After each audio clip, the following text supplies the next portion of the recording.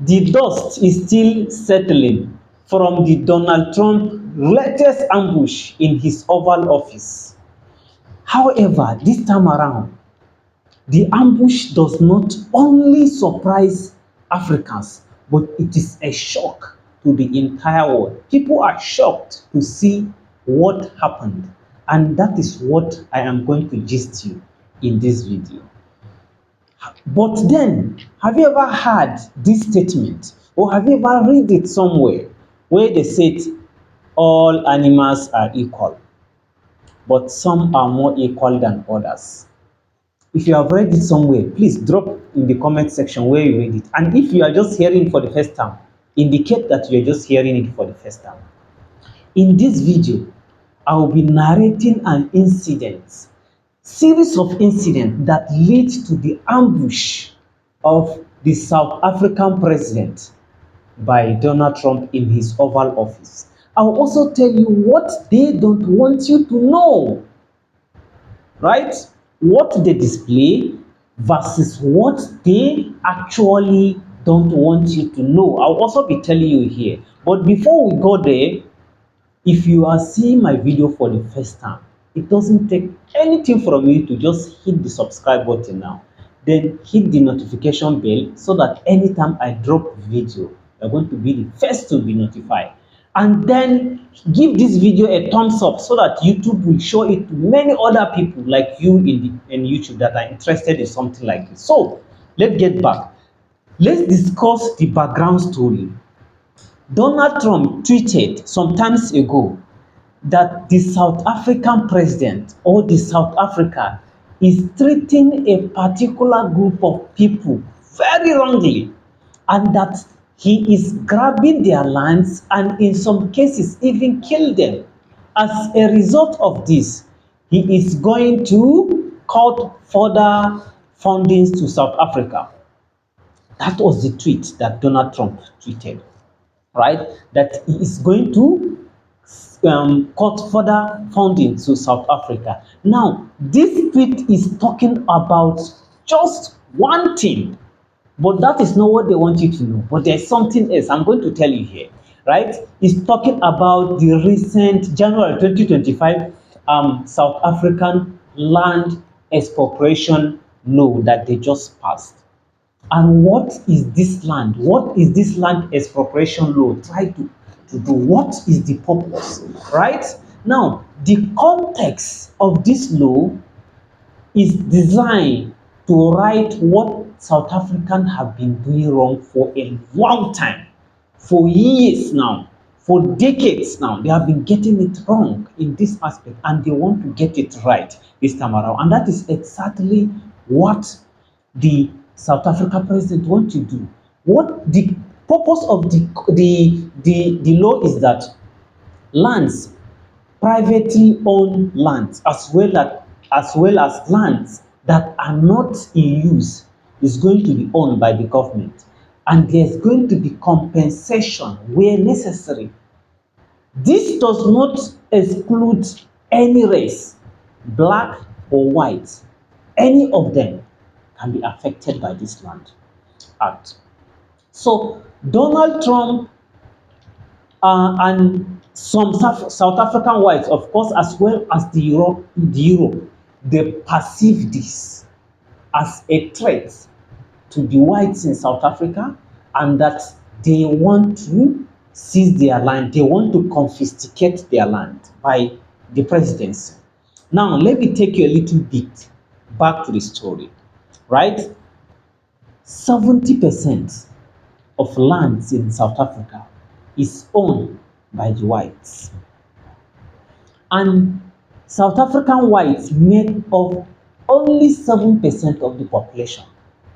Just listen, 70% of the land is owned by the whites in South Africa, by the South African whites, while they make up only 7% of the population. So that is one aspect of the story. But here is the surprising thing. The surprising thing is that, do you even know that the South African whites are not originally from South Africa? they all came from Europe, from France, from Germany, from England, from all over the world in the 17th century, right? And they enslaved the South Africans, take over their lands, make the context of enslave here, it means they take over their lands and they make them become like the laborers, right? That is to flip things upside down. Instead of them to be working for South Africans, South African blacks now are the one working for them, right? They passed a law in 1930, they call it Native Land Act. And this law, right? This law push all the blacks to the less developed places.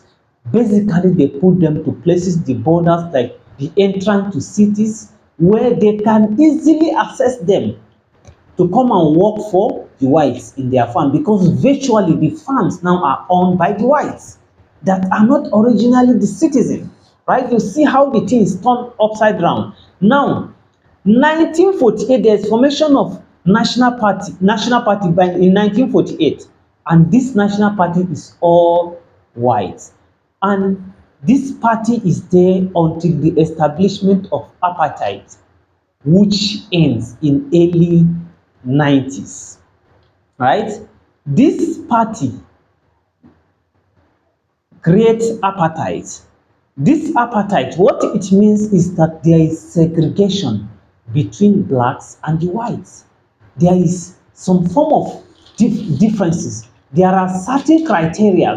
There are certain things that the blacks are not allowed to do. Places that blacks are not allowed to visit. The blacks have what they call them passbook. What does passbook mean? It means that there are places that the blacks can go and there are places that they cannot go. Those places are written in those passbooks. In your own land, just imagine somebody on 80%, that person make up 7% of your population on 80% of your land, and the person is now establishing a law that makes it impossible for you to visit some places. There are white only churches. There are toilets that only whites can use, blacks cannot use.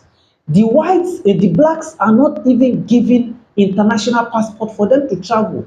Nigerians even have to facilitate by giving South Africans Nigerian passports so that they can use it to travel, to leave the less oppressed area. Just look at how it is. Then they use this particular period to exploit their minerals in South Africa, exploit them to the West, of course, as you know, to exploit them to their own country.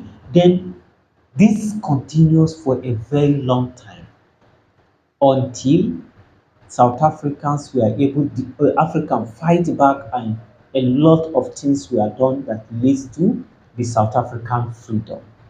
That is like a little background. But here is the incident that happened now in the Oval Office, right? South African president visits US, right? And the target of the visit is to mend what I call tricky relationship with the US president, right? And while he visited, do you remember what happened? President of Ukraine, right? Do you remember what happened when he visited? South African president was taken to the Oval Office. He was expecting to have a peaceful, clean discussion with the president as well as the vice president. But what happened next was he was taken to the Oval Office. Then they dim down the lights. Then they display a television with a 5-minute clip. Some say 2 minutes or so, with a 2 to 5 minutes clip, right? Talking about incidences that happened in South Africa, where especially they use Julius Malema, who is the leader of one of the party in South Africa, an opposition party in South Africa, where he say kill the farmer, and like that. It was like an anthem that was introduced at the end of apartheid, where the fight as the white blacks are struggling to take over their country. So Julius Malema was not the person that invented this, right? So they now show him this clip and ask him this incident happened in South Africa, that he should talk about it, he should defend it.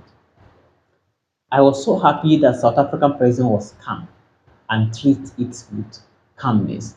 Then there was also an image like an image of that a lot of reporters has discredited. I saw it in Al Jazeera that the image was from killings that happened in Democratic Republic of Congo, but the image was used and the